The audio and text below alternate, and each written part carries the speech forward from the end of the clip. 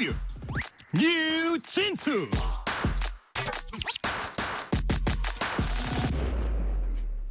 여야 정치권은 각각 정당에서 또 국회에서 쟁점 현안을 갖고 맞서기도 하고 대화도 하고 또 결과물을 도출하기도 합니다. 동시에 집권을 위한 중장기적 전략도 짜고 조직도 정비합니다. 이런 일을 하는 정치인을 전략통이라고 부릅니다. 민주당에서 그 역할 맡고 계신 김우영 의원님 나오셨습니다. 김우영 의원님 어서 오세요. 네, 안녕하십니까. 네. 네. 자, 우리 김우영 의원님은 다양한 정치 이력 갖고 계십니다. 초선이지만 청와대 비서관, 서울 은평구청장도 8년이나 하셨고요. 민주당 강원 도당위원장까지 역임을 했습니다. 당정과 자치단체까지 두루 경험하셨는데 전략통이라는 안팎의 평가 동의하십니까? 이제 뭐 국회의원 된 지 몇 달 됐는데요. 뭐 그 뭔 전략통이겠습니까? 아이 뭐 네. 겸손의 말씀이시고요. 그래서 여튼 여러 가지 평가가 그냥 나오는 건 아닐 거예요. 아마. 네, 열심히 하겠습니다. 자, 그렇다면 지금의 국회의원 김우영을 만들게 된 가장 값진 정치적 경험은 이거였던 것 같다. 언제 어디서 얻었습니까? 2010년 제가 구청장, 네. 은평구청장 되어서 마을 속의 행정, 마을 속의 행정. 네, 네. 그러니까 주민들의 삶의 구체적인 현장에서 문제 해결의 방안을 찾고 그걸 개인의 노력이 아니라 집단의 노력으로 함께 사람들이 의지를 모으면 또 지혜를 모으면 참 많은 일들을 만들 수 있다. 네. 그게 이제 지역 행정을 하면서 얻은 경험입니다. 네. 그걸 이제 8년을 하셨어요. 네, 네.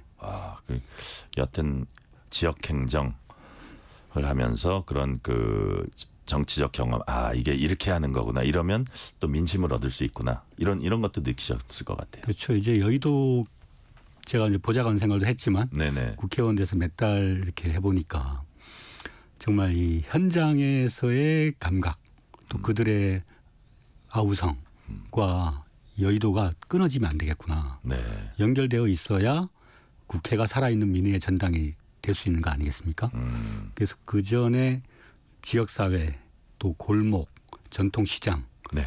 학교, 이제 그 복지관 등이 있는 지역에서의 사람들의 삶의 모습 예나 지금이나 크게 달라진 건 없지만 우리 한국 사회가 좀 더 공동체성을 키우고 네. 서로가 서로에게 의지하고 힘을 줄 수 있는 그런 사회가 되어야 건강한 사회가 될 수 있겠다. 네. 이제 그게 이제 국회로 나아갈 때 마음의 원천을 그렇게 보고 있습니다. 네. 네, 마음의 원천을 거기서 얻으셨군요. 네. 자, 이재명 대표 체제가 새로 구성되면서 김우영 의원님은 당 대표 정무조정실장 맡았습니다. 자, 어떤 일을 할까 이제 생각해보면 대충 감은 오는데 명확히 그려지진 않아요. 그 직책에 대해서. 정무조정실장 어떤 역할을 하는 자리입니까? 뭐 어떻게 보면 정무비서 역할이죠. 정무비서. 그렇기도 하고 저는 이제 당원 주권 네. 그러니까 그 여의도에서 민주당이 압도적 다수 의석을 21대 때도 가졌었는데 민주당 의원들이 개파주의랄까요? 뭐 기득권에 연연한다고 할까요? 이제 그러면서 다수 당원들하고 괴리되는 일이 발생했었고 네네. 작년에는 뭐 체포동의안 또 대표님 단식 여러 어려운 국면을 거쳤지 않습니까? 네네. 그럴 때 이제 당원들의 주권 의식을 좀 반영하는 정치를 하겠다. 이제 그렇게 생각하고 제가 국회의원이 되었고 국회의원이 되어서도 제일 먼저 신경 쓴 게 당의 의사결정 구조에 당원들의 참가 비율을 높이는 거. 네, 그런 당원 주권과 그 당의 의사결정을 연결하는 역할. 네, 그런 부분에 신경을 많이 썼습니다. 네. 그러니까 말 그대로 해석을 하면 정무조정실장이 당대표 정무조정실장이니까 당대표가 어떤 정무적 판단을 하는데 큰 도움을 주시는 이런 자리인데 그렇죠. 네, 네. 근데 거기에 지금 김우영 의원님 말씀이 어떤 당원들의 권리를 강화하고 당원들의 의사가 오롯이 잘 반영될 수 있는 이런 시스템을 만드는 것도 당 대표 정무조정실장의 중요한 일이다. 네, 제가 다른 때는 주로 의원들 사이의 의사소통, 네네. 대표의 뜻을 전하는 게 이제 정무실장 역할인데, 네네. 거기에 더해서 네, 당 대표께서 당원들의 압도적 지지로 대표가 되시고 또 그 당원들의 집단 지성으로 네. 미래를 개척하자 이렇게 이제 주장을 하셔서 네. 그걸 뒷받침하는 역할을 해왔습니다. 네. 네, 그러니까 그냥 당 대표 의원들과의 관계, 뭐 당협위원장과의 관계 이것뿐만이 아니라 일반 당원들, 뭐 권리당원들 이런 분들과 소통을 강화하는 그런 역할로서의 네. 당 정무조정실장이다. 네. 무슨 말씀인지 제가 이해가 되네요. 근데 이게 정무조정실장 아무나 시키는 거 아닌데 정말 이 대단한 측근을 시키거든요. 핵심적인 인사를 시키는데 그건 동의하세요? 뭐 일부러 먹기가 편한 사람 같습니다. 제가. 예. 아유 무슨 말씀? 되게 일을 잘하시고 그런 부분에 이제 이재명 대표가 본인을 아주 확실하게 잘 보좌할 수 있다고 생각하니까 이제 그렇게 했다고 보고요. 지금 저희는 김우영 민주당 의원과 얘기 나누고 있습니다. 자, 그렇다면 이제 최측근, 복심 뭐 이렇게 많이 사람들이 부르는 것 같습니다. 그렇다면 이재명 대표와 인연, 직접적인 인연 언제 시작됐어요? 민선 5기라고 해서 네. 2010년에 2010년. 네, 지방자치단체장으로 같이 이제 출발했죠. 아 그렇군요. 네, 네. 그때 그 전에는 뭐 직접적인 연은 없었는데. 네, 뭐 국회에서 우연히 지나가다가 만난 정도였고 네. 이제 기초단체장을 같이 하면서 뭐 지역의 여러 가지 그 커뮤니티, 네. 지역의 공동체를 살리는 다양한 활동, 또 뭐 금융복지 정책이랄까요 그런 부분도 같이 했었고 또 이제 박근혜 정부 때 복지 정책을 놓고 갈등이 좀 있었어요. 성남시장 시절에. 네네. 그럴 때 이제 같이 기초 단체장을 하던 동지로서 그 같이 농성에 머리를 모으고 네, 함께 예. 하기도 하고 그래서 지역에서 실험적 혁신을 같이 도모했던 그런 이제 경험의 공동체였다고 보면 돼요. 아 실험적 혁신 같이 했던 네. 경험의 공동체다. 네. 그럼 그냥 뭐 이렇게 만나면서 식사하고 이 정도가 네. 아니라 그렇지 실질적으로 처음 이제 기초 단체장 하면서 일을 위해서 조금 어떻게 보면 이거를 더 우리가 효율적으로 잘하면서 또 뭐 어떻게 보면 힘도 더 키울 수 있고 이런 것들을 같이 고민했던 사이군요. 그렇습니다. 뭐 인간적인 유대가 아니라 네, 일로 함께한 네, 그러니까 이 일 자체가 국민에 대한 봉사자로서 마땅히 해야 할 일이었기 때문에 네네. 누가 일을 좀 더 좋은 걸 잘하냐, 누가 더 혁신적인 일을 만드느냐 그런 측면에서 봤더니 상당히 그 성남시장 시절에 혁신적인 정책을 많이 했었고 저도 이제 그 아까 골목에서의 지역 공동체 혁신 사업들을 많이 했었거든요. 네네. 그러면서 우리 사회의 문제를 해결하는 데 있어서 이런 유형의 지도자라면 함께 할 수도 있겠구나. 네. 그렇게 생각을 했죠. 네네. 자, 일로서 시작을 했는데 사실 만으로 14년, 횟수로 15년. 그럼 인간적으로도 가까워지지 않습니까? 특히 이제 대선 실패 이후에 네네. 그 이후에 저도 이제 강원도의 당의 요청 때문에 네네. 강릉시장에 출마해서 떨어지고 네. 또 대표도 이제 떨어지고 난 다음에 와신 상담했잖아요. 네네. 그 과정에서 당내에서도 많은 뭐 격려나 지원보다는 그 검찰의 압수수색이나 그 기소에 대한 이제 그런 부분을 당에서 충분히 지원받지 못했었어요.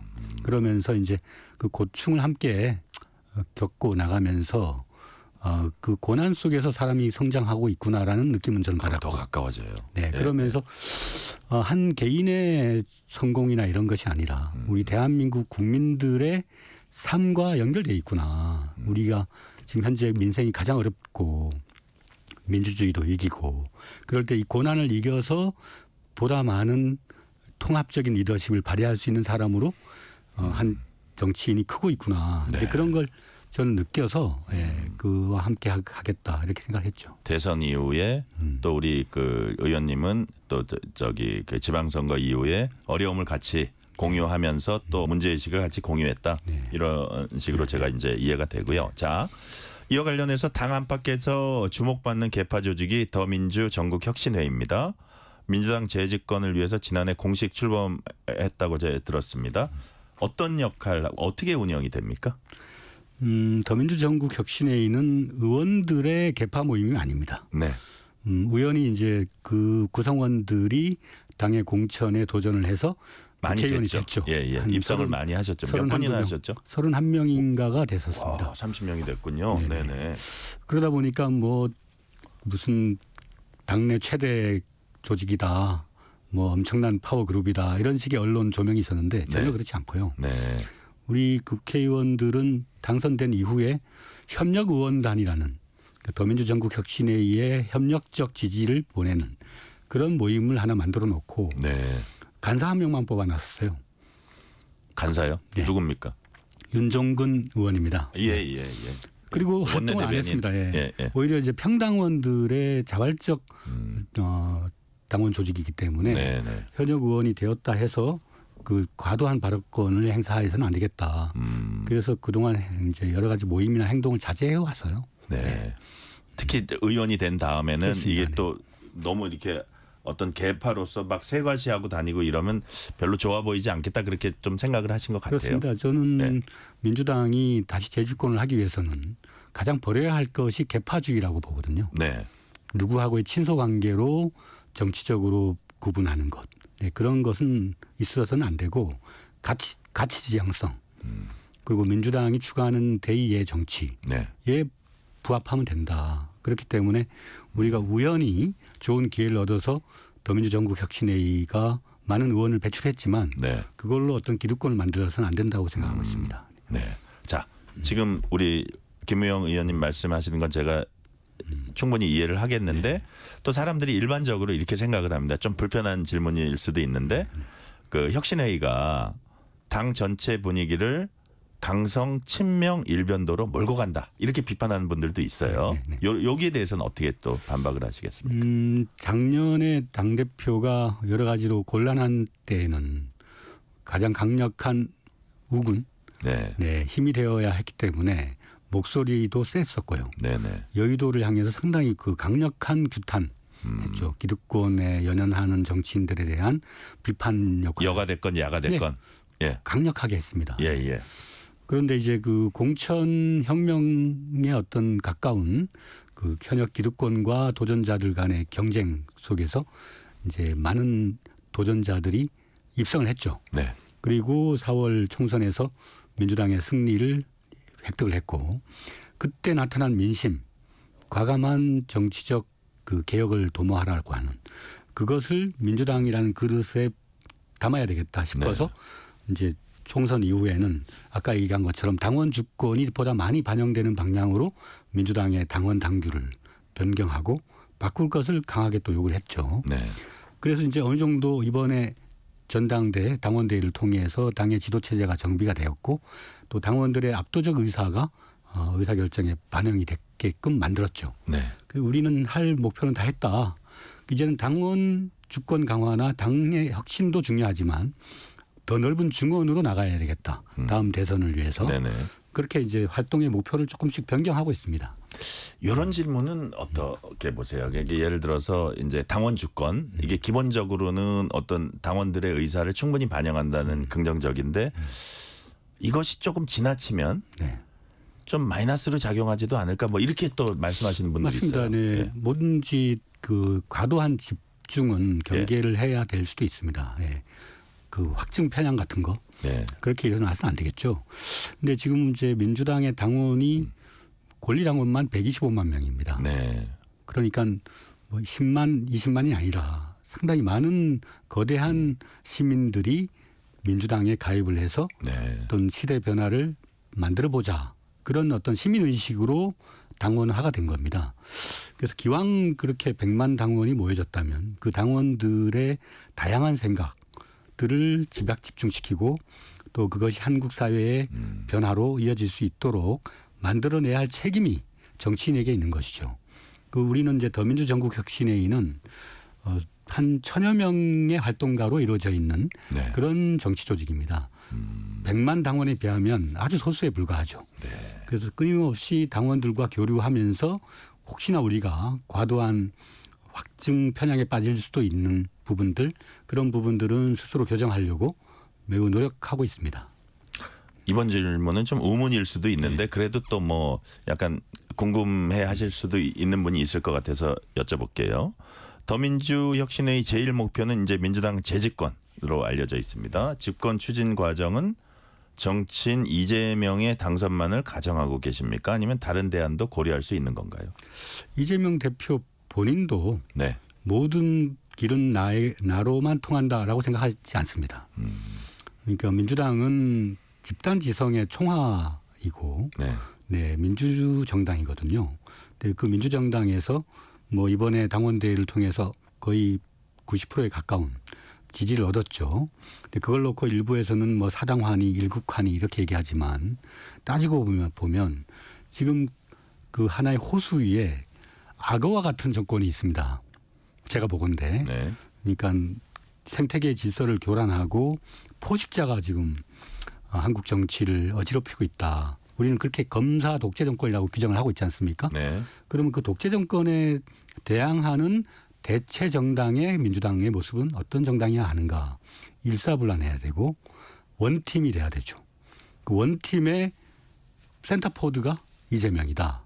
그러니까 팀원으로서의 이재명이지 모든 것이 이재명을 위한 정당은 아니다. 그러니까 팀 중에 이재명이라는 공격수를 놓고 우리가 지원하는 체제다. 그렇게 보면 좋을 것 같습니다. 지금 정치 상황에서는 야당은 원팀이 돼야 된다 이제 말씀하셨는데 네. 그게 뭐 어떤 일극 체제니 이런 거보다는 여러 목소리가 나온 거보다는 원팀 되는 게 좀 우선돼야 된다. 그래야 대항해서 잘 싸울 수 있다. 이런 취지 같거든요. 그러니까 이제 근데 그 과정에서 어쨌든 다양한 목소리가 또 이제 좀 잘 억눌러진다. 이런 또 지적도 있어요. 결국은 다양성의 조화가 네. 원팀의 핵심이겠죠. 그러니까 축구를 하든 뭐 다른 뭐 배드민턴을 하든 뭘 하든 간에 선수들끼리 네. 협업이 돼야 되잖아요. 누구는 수비를 잘하고 누구는 이렇게 소통을 잘하고 누구는 네. 결정을 잘 짓고. 그러니까 민주당이 과거에는 너무 개개인의 특성에 의존하는 정당이었습니다. 네. 근데 지금은 어느 정도 팀워크를 발휘할 수 있는 정당이 되었고요. 네. 유기적인 그 생명체로서 탄력적인 정세 대응 네. 이런 것이 가능한 그런 민주정당으로서의 면모를 앞으로도 보일 거라고 생각합니다. 네. 현안 관련해서 몇 가지 여쭤볼게요. 오늘 민주당 박찬대 원내대표가 교섭단체 대표 연설에서 윤석열 정부를 향한 전방위 공세를 폈습니다. 특히 이제 가장 눈에 띄는 게 해병대원 특검법, 제3자 추천 해병대원 특검법 플러스 김건희 여사 특검법 수용하라 이거였거든요. 자, 앞으로 민주당의 공세 초점 어디에 맞춰집니까? 저희가 이제 그 해병대원 특검법은 여러 차례 통과를 시켰는데 네. 대통령 거부권에 가로막혔지 않습니까? 네. 근데 얼마 전에 여야 대표회담이 있었고요. 네. 그 대표회담에서 언론에서도 주목해서 봤던 것이 제3자 특검안은 우리 한동훈 대표의 아이디어였죠. 네. 네, 우리가 이번에 발의한 것도 제3자 특검, 그러니까 대법원장이 추천하는 그런 방식의 법안을 발의를 한 겁니다. 그러니까 이것이 갖는 함의가 매우 큽니다. 그러니까 그동안 거부권에 막혀 있었던 그 특검법이 향후의 정치적인 상황에 따라서는 그걸 넘어설 수 있느냐 없느냐, 그건 이제 기로에 서 있다고 보고요. 이제 정치는 결국은 상대가 있는 게임이기 때문에 한동훈 그 대표가 윤석열 대통령 용산에 네. 있어서의 그야말로 지배적 그 위력이라 할까요? 그런 걸 어떻게 잘 넘어서느냐. 네. 결국은 국민적 지지와 관심이 이 거대한 그 담을 넘어설 수 있느냐 없느냐를 결정한다고 보고요. 네. 네. 국민들이 정의를 추구하고 있기 때문에 윤석열 정권이 한 해병의 죽음으로 그것을 간단하게 볼 수도 있지만 대한민국의 나라를 지키던 병사를 국가가 지켜주지 못하고 오히려 그 수사까지도 외압을 행사했던 공권력을 남용한 그런 사건이기 때문에 우리 국민들의 정의로운 시선이 이 통과 여부에 많이 모아질 거라고 저는 보고 있습니다. 해병대원 특검법 이제 말씀해 주셨는데 이게 일종의 그 정치적 고비일 수 있습니다. 네. 다른 고비는 어떤 게 있을까요? 결국은 모든 길은 로마로 통한다는 말인 것처럼 참 안타깝게도 우리 그 윤석열 정권의 모든 국정의 실패나 어떤 권한 남용에는 아쉽게도 대통령 배우자하고 연결되어 있는 많은 의혹들이 생산되고 있지 않습니까? 이제 그 지점에 대한 국민들의 엄청난 불신, 또 거기에 민생의 엄청난 고통, 그 속에서 대통령이 국정 브리핑을 하시면서도 국민들의 현재의 삶과는 전혀 동떨어져 있는 그런 발상하고 계셔서 이제 그런 문제들이 다 연결돼 있죠. 네. 자, 지금 이제 문재인 전 대통령에 대한 수사를 검찰이 하고 있습니다. 피의자로 이제 적시했다고 하고요. 이번 주 이재명 대표는 일요일인가요? 문 전 대통령 예방할 계획이고 지금 민주당의 방점이 무리한 수사 여기에 찍혀 있는 겁니까? 아니면 뭐 정청래 의원은 정치 보복은 아니라는 표현을 쓰던데요. 이 부분을 어떻게 인식하고 있습니까, 민주당은? 다분히 그 위기 탈출 정치적으로 고립되어 가고 있는 윤석열 정권이 어떤 국면을 전환하려고 하는 그런 의도에서 다분히 기획된 대통령 수사다. 국면 전환용 기획 수사다. 네. 네. 그렇게 이제 인식을 하고 계시고요. 자, 이번에 서울시 교육감이 10월 재보궐선거에 포함되면서 이제 선거판이 커졌습니다. 또 민주당은 전남 지역에서는 또 조국혁신당과 경쟁 구도 관측이 나옵니다. 이게 여권도 신경 써야 되고 같은 야권에서도 신경 써야 되고 어떤 전략이 있을까요? 그러니까 이제 조국혁신당은 호남에서는 매기 역할을 하겠다. 네. 좀 더 이제 조용한 호수에 뭔가 좀 파문을 던져서 네. 이제 호남에서의 민주당 일당 기득권에 좀 도전장을 던지겠다 이런 메시지를 네네. 냈더라고요.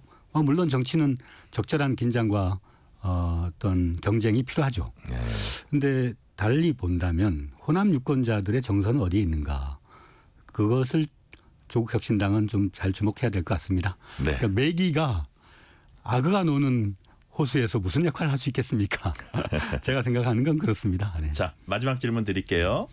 김우영 의원님에겐 첫 정기 국회입니다. 연말까지 초선 김우영 의원이 이것만큼은 내가 반드시 하겠다고 이거 저 생각하신 현안이 있을 것 같아요. 어떤 게 있습니까? 저는 이제 서울의 은평구 지역구를 두고 있는 네. 그런 국회의원이기 때문에 지금 이제 제일 삶의 고통을 겪고 있는 분들이 계십니다. 바로 노인들입니다. 네. 우리나라 노인들의 빈곤율이 가장 높은 나라 중에 하나입니다. 혼자 사는 노인들이 엄청나게 많은 분들이 명절 때만 되면 많이들 돌아가십니다. 네. 그 고독한 자살. 고독사. 네, 고독사. 이런 문제를 방기하고 정치가 존립할 수 있는가. 또 요즘 뭐 응급실 뺑뺑이 얘기 나오고 있듯이 네. 국가란 곧 그게 기초가 의료 시스템이거든요. 국가의 존립 이유는 아프고 병든 사람을 고칠 수 있는 것에 달려 있습니다. 그래서 지금 현재 의료 대란, 의료 갈등 이런 부분을 빨리 완화를 하고 그 아까 얘기한 고독사 하고 있는 그 지역 골목의 어른들 네. 이런 분들의 국가의 손길이 반드시 펼칠 수 있도록 빨리 의료 시스템을 정상화시키는 것이 정치인이기 전에 한 시민으로서도 꼭 필요한 일이라고 생각합니다. 네. 오늘은 여기까지 말씀 듣겠습니다. 지금까지 김우영 민주당 의원이었습니다. 감사합니다. 네, 감사합니다. 실시간 교통 상황 알아보겠습니다. 라디오 교통정보센터 김민혜 리포터 나와주세요. 네, 시각 교통 정보입니다. 퇴근 정체 이어지고 있는 가운데 도로 곳곳